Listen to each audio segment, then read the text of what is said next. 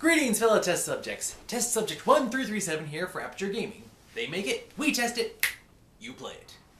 Welcome to another edition of Aperture Gaming. Sorry for lack of updates, but reasons, and one of them being that there's a whole lot of releases on the 1st of September. Yay! And despite this fact, Redbox didn't have all these games come out to be available for rent. Boo! Yeah, so things balanced out. There was stuff that was DLC related, previous video, and then there was stuff that, yeah, if you're gonna release a game, and then of course there's some games that are only digital download, and like, okay, I want to try this game, but I don't want to pay full price for it if I don't like it. Anyway, moving ahead. I'm reviewing Mad Max for the PlayStation 4 and the Xbox One. Now, when this game and its movie were announced, then, of course, the TV networks got wind of this, and they re-aired the first 3 original Mad Max movies. And I got to see them. Now, these films inspired the modern-day post-apocalyptic genre that we know and love today. Best example I can give is Fallout 3, with its sequel, Fallout 4, coming soon this year. Yes! I'm excited for that one. Yeah, so I enjoyed the films, and I think, yeah, so the films were alright, but some of the stuff you're like, I'm thinking to myself, this is okay. This stuff is okay, but seriously, this actually inspired the Fallout series? Go figure. So yeah, it's a trade-off, but I gotta admit, the game does a really good job. The game comes to us from Warner Brothers Studios, which makes sense if you think about a few of their other titles they've done. Now, I really liked this game. It was really good. It's kind of like that saying, if you want to be popular, find the popular kid in school and do what they do. This game kind of takes a few notes from that. Alright, so this game, it reminded me of so many other games that I've also played and loved. First and foremost, it reminds me of a previous Warner Brother game, Lord of the Rings, Shadow of Mordor. Now, I don't think I reviewed it because, well, it was on my winter holiday wish list, and by the time I got it, it had been out for so long, so I'm pretty sure everyone and their grandma had reviewed it, so I don't think I reviewed that. Long story short, Shadow of Mordor, I give it 10 out of 10.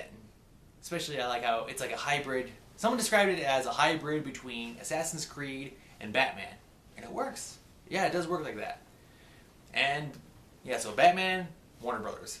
Shadow of Mordor, Warner Brothers. Mad Max, Warner Brothers, yeah. Also, if you have a Warner Brothers ID, you can sign up to get some like special stuff to go along with the game. And when the game came out, I guess Rockstar Energy Drink was a huge sponsor of this because when I installed the game, I got a free DLC. It was called the Thirst Cutter. It's a special kind of car that is in the game. I'll get to that later. But yeah, so this game, it really does strongly remind me of Shadow of Mordor.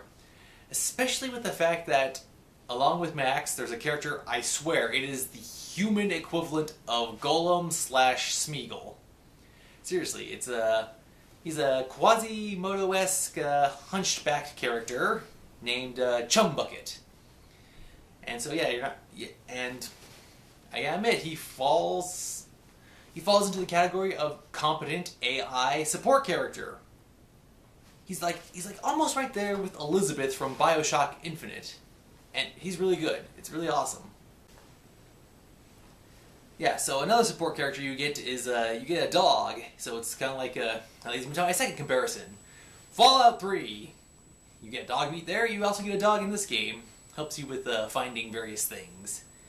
Now these characters aren't with you 24/7. Chumbucket helps you with your car, but you have to do all the off the car on foot stuff by yourself. And the dog is in the car to help you find landmines, which you have to leave the car to get yourself. Okay, so yeah, so Fallout, yeah, so Mad Max inspired Fallout, and then Fallout inspired Mad Max. Movie, game. Okay. Alright, so let's see, we got Shadow of Mordor, Fallout. Oh, the next game this reminds me of, it's a little bit of Far Cry 3. That was a really good game. I liked that also, and I think one of the best people that reviews it is a Zero Punctuation from The Escapist. You can probably look him up here on the YouTube. It's Yahtzee. If you like Yahtzee, then, well, if you're old enough, you can watch Yahtzee. Just be warned, he's mature, he's foul-mouthed, doesn't show some inappropriate stuff, blah blah blah. Does show some inappropriate stuff, yeah, so watch with discretion and responsibility. And of course, in talking about that, this is an M-rated game. There is swearing, and there is lots of violence, and there is a fair amount of bloodshed, so please game responsibly. Alright, let's see, so let's see, what other games does this remind me of? Oh, it takes a few cues from, I think, like the third Jak and Daxter game, where you're driving around in the vehicles out in the middle of the desert. But that's just a minor thing. But the one game that this really reminds me of strongest, if I had to pick the strongest contenders, I'd say it's Shadow of Mordor, Far Cry 3, Fallout 3, and of course, the one that this really strongly reminds me of is Brutal Legend. Oh man, I loved Brutal Legend. It was a great game. If you haven't played it, I highly recommend it, especially if you're a fan of all things metal, and if you're a fan of Jack Black. It also features Ozzy Osbourne. And okay, all right. So I've gotten way off track here, so I'm going to try to see if I can get us back onto course.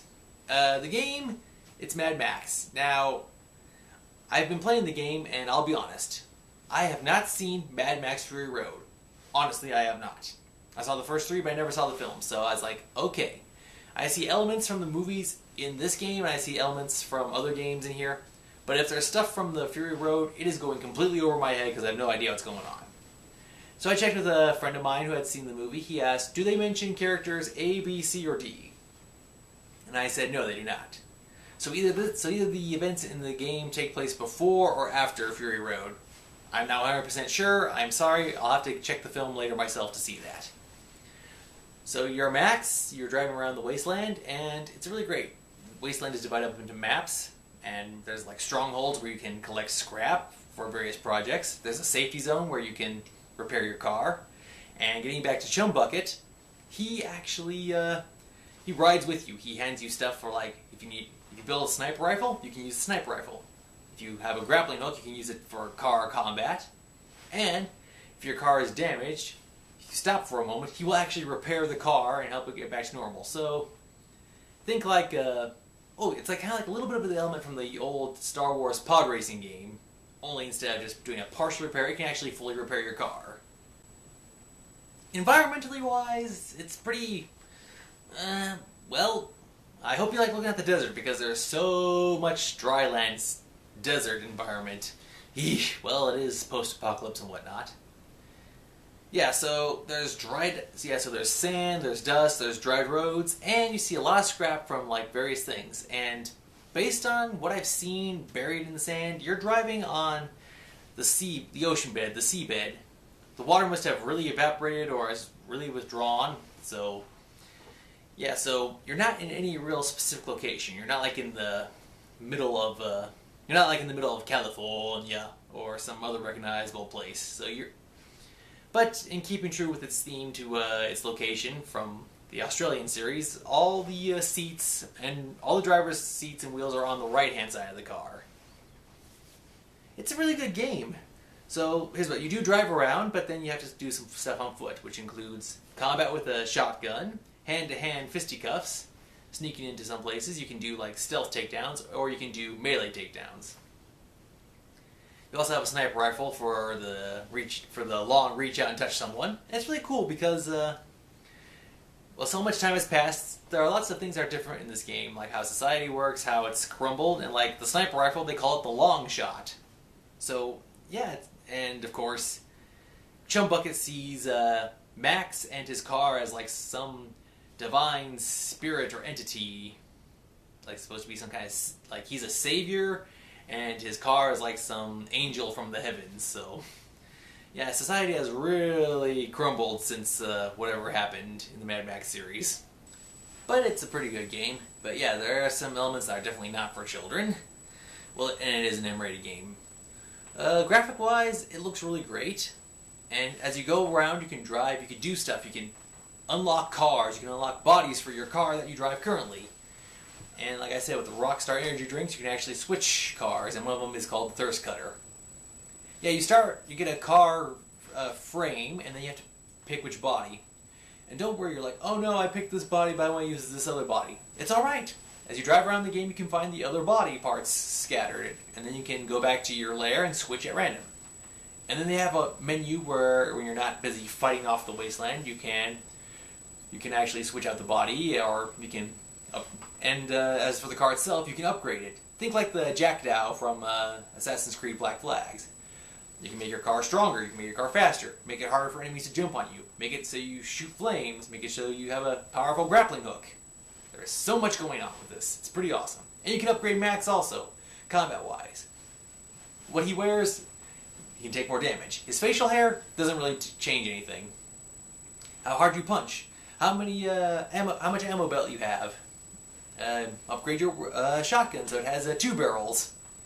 Yeah, it's pretty great how they've done so much for this game.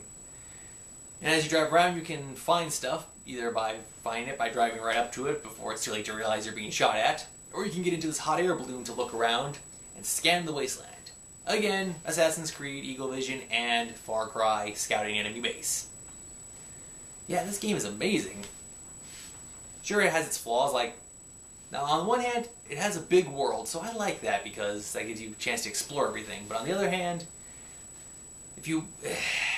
I ain't a fan for fast travel. I kind of think it detracts a few things. Like if you have to take something back to the base, you can't, like if you take a car filled with scrap parts, if you fast travel there, you instantly lose the scrap, and that's kind of a jip.